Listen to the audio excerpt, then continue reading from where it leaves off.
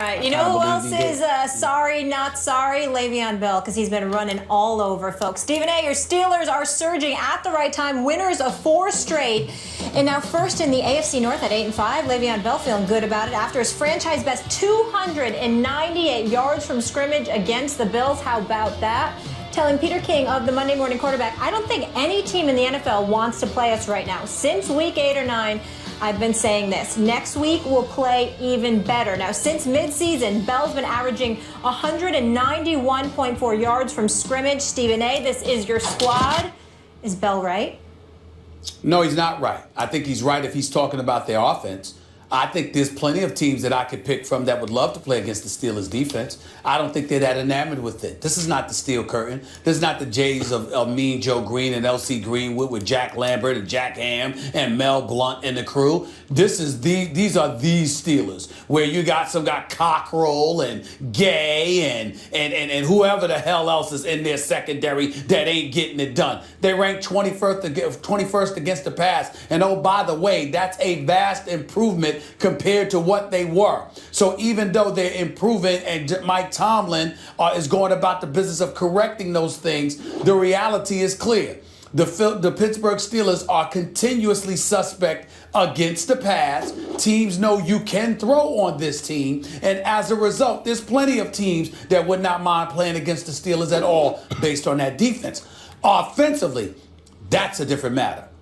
You give Le'Veon Bell the ball, and you still got Antonio Brown out there with Jones and Marcus Wheaton and Sammy Coates and those boys. If Big Ben Roethlisberger is on his game, there's no one that wants to play that offense. So I think Le'Veon Bell was telling the Peter King, the great Peter King of the Monday Morning Quarterback, I think what he was saying is nobody wants to play against us, as in this offense. He wasn't talking about the team collectively, because he damn sure can't say that about their defense. There's plenty of teams that would not mind going up against that Steelers defense. Plenty. So what's your answer? Is he right or wrong? He's wrong. He's incomplete because he didn't specify whether he was talking about the team or the offense. I'm saying if he's talking about the offense, yes. You know, he's right. If he's talking about the defense, hell no, he's wrong. I just want to write down incomplete. The next time you accuse me of taking both sides, I just want to write down the answer that seems to satisfy you. No. Hold on, wait a minute. Wait a minute. I got it. First of all, you can't compare me to you because nobody needs a dictionary or a thesaurus or an encyclopedia to figure out what the hell I'm saying. That's an entirely different matter. Words blow all right, but go ahead. I'm sure about that, Stephen A. All right. He's right. No one wants to play the Steelers. It's not that they're the best team. Look, if they had a real defense, Stephen A., they'd just be the best team. You know, they're not the best team. That's not what he's saying, or at least it's not what I'm saying. They're not the best team, but they're exactly the kind of team you don't want. If that's your draw in the tournament, you're upset about that. You're like, damn, you know, they're not the best team, but we had to get the Steelers. And the reason is they have the coach, the quarterback, the wideout, and the running back at an elite level. You got Mike Tomlin, Ben Roethlisberger, Antonio Brown, and Le'Veon Bell. And that's what it comes down to. Back in the day, the Indianapolis Colts weren't always the best team, but you look at what they had, specifically, let's just deal with the players. Peyton Manning, Marvin Harrison, Edgerrin James. It might not have been the best, but you want to play those guys in the playoffs? As it turns out, Peyton Manning wasn't great in the playoffs back then, so maybe the answer is yes, but that hasn't been Ben Roethlisberger. Ben Roethlisberger is the kind of guy you want in the playoffs. So the whole point of a statement like this is not the claim that the team is the best. It's the claim that their upside is tremendous and you'd rather not play them, and I totally agree with that. Okay. All right. Ben Roethlisberger endorsing Le'Veon Bell for MVP, saying he'd vote for 2-6 any day of the week. Stephen A., I hear you got a really great final take in store for us today. Please tell us about it, sir. Well, you know, there's a lot of great coaches that are doing great jobs and what have you. There's some things to consider. I'm going to address that in my closing remarks. I've got something to say about that. I'll just leave it at that for now. Can't wait. I have a feeling I'll be shaking my head. I'll just leave it at that. Let's get into it. Earlier this month, the Giants got a hold of a couple of Steelers footballs and decided to see if they were below the NFL pregame inflation minimum. So the Giants told the league the PSIs were a little low, although they did not file a formal complaint. The NFL said all footballs were in compliance and apparently checked to see if referees had maintained control of the balls, and they dismissed the situation quickly. Now, the way the NFL handled the Giants-Steelers situation was a complete reversal from how it handled the Indianapolis-New England episode from the AFC Championship game in January of 2015. So Yahoo Sports writer Dan Wetzel called for Roger Goodell to apologize to Tom Brady. Max, does he owe him an apology? No. If anything, Tom Brady owes Goodell a thank you. And so does Bob Kraft, and so does Bill Belichick, and so does every Patriots fan owe Roger Goodell a thank you. Think of what first of all, you got caught cheating. Okay, and this is the same team from Spygate that got caught cheating, and people want to argue. Look, and I understand where the indignation comes from, the righteous indignation. Everyone cheats. You know, it's like the college program that gets caught and sanctioned, and they go for paying players. Like, what's the matter? Everyone pays players. Why are we being treated differently? Well, because you got caught, and yes, maybe because you're more successful than everyone else, and they got it out for you. But this Patriots team, it would have otherwise just been a regular, excellent Patriots season.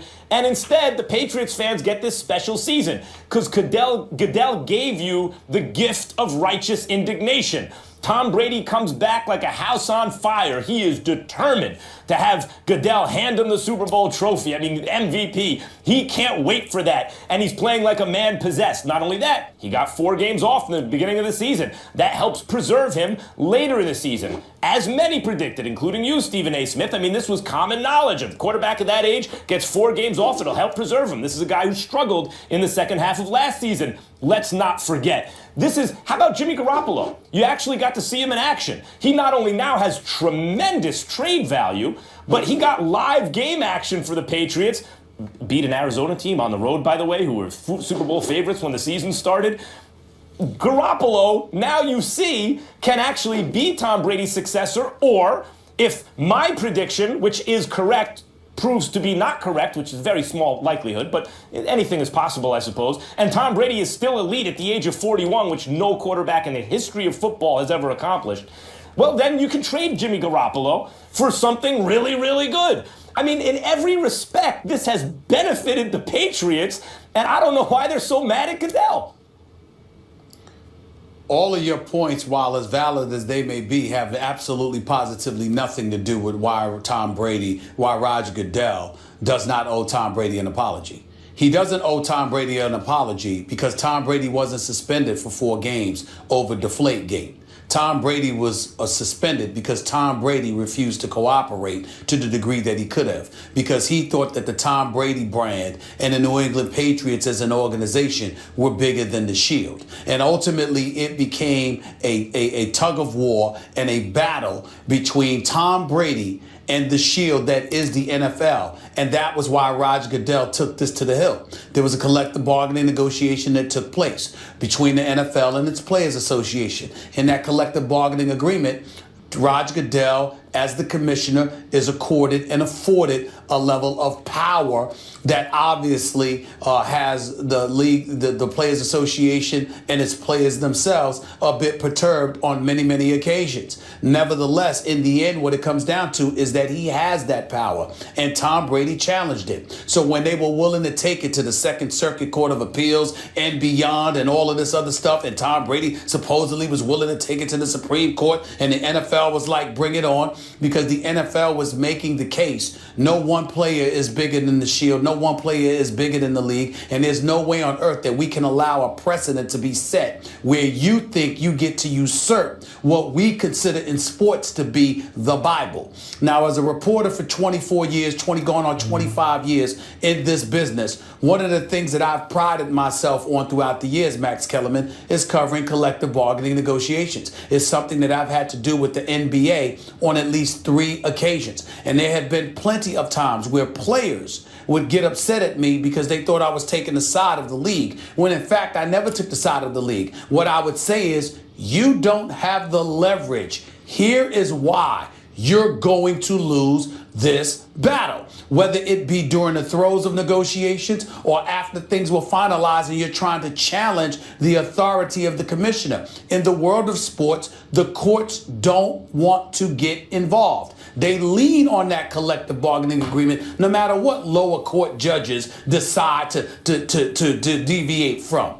This is what was going on with Tom Brady and Roger Goodell. And the reason why Roger Goodell does not owe him an apology is because all Roger Goodell did was, the hell with deflated footballs. How dare you think that you can challenge and win over our authority when you are a player under the guise of that collective bargaining agreement. That was what the battle was about. Tom Brady and them tried to make it about deflated footballs. It was not about deflated footballs. Well, yeah, it was about Goodell's power. The deflated footballs turned into a proxy war over the power struggle between the union and the league. That element of it is true, but I think you're underestimating the one thing you don't have as the juggernaut, as the team that's rolling everyone. And the Patriots, considering this era of parity and considering how long they've done what they've done, in spite of the cheating, are the greatest dynasty in the history of football. And I think that goes for all levels of football, period, because it's much harder in today's NFL to do what they've done for as long as they've done it. It's an amazing accomplishment. But the one thing that robs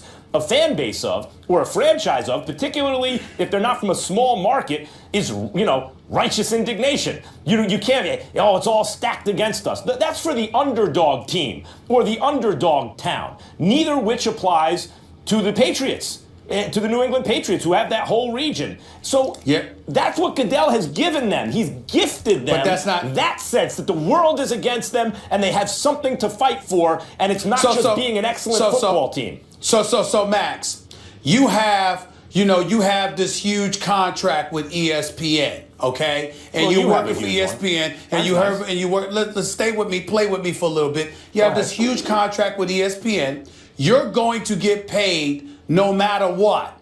But let's just say, for example, part of your responsibilities were to write. And then ultimately you got accused of plagiarizing. And as a result, you got suspended for a month. Now you're gonna get paid. You're gonna get your money. You ain't gonna lose much. You got the supermodel wife. You're gonna be just fine, okay? And oh, by the way, when you come back, you're gonna have the same platform. You're gonna be able to make as much noise, if not more so. Everything is okay with the world. That's all right with you? If you feel you got suspended wrong, hold on. It comes down to one thing. Are you okay with that? Are you okay? No, I'm asking you a question. Are you okay with that? If you believe that you were done wrong and your reputation has been compromised or besmirched, are you okay with that? Just because Here's the bottom line. Here's the bottom line. In this parallel universe, did this Max you're talking of plagiarize or not? What?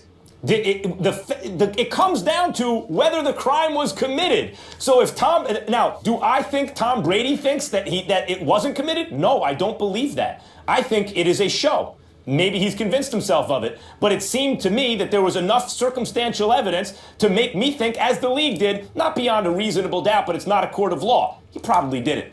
And so that's what it boils down to. And Goodell, by it turning into a technical CBA issue, has gifted Tom Brady and the Patriots and their fans with the gift of righteous indignation. And they're using it to their advantage. That's not the issue, whether they win or lose. At the end of the day, the bottom line is this man was suspended. It's an individual issue. I just happen to believe that Goodell wasn't wrong because Tom Brady should have massaged that situation long before he was suspended, and it wouldn't have come to that. Shouldn't have deflated the footballs in the first place. Then there's no issue.